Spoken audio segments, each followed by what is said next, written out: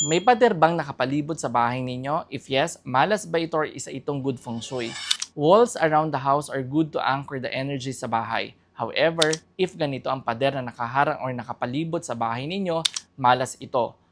Una, walls that are so high na tipong hindi na makita ang bahay dahil this only brings a blockages para sa swerte ninyo. Pangalawa, walls with creeping plants ay dapat iwasan dahil these disturb the energy flow. Ganun na rin yung kung may mga lumot ang pader at dingding.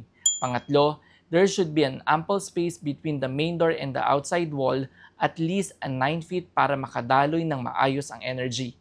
Pang-apat, avoid barbed wires walls as this create a prison effect para kayong nasa kulungan. If ganito ang pader sa bahay ninyo, if kayang i-renovate, renovate it. Kung hindi naman, place a small water fountain sa outside ng bahay to slow down the bad chi. Sana ay may natutunan kayong bago mula sa amin. Master Michael here, simplifying feng shui for everyone.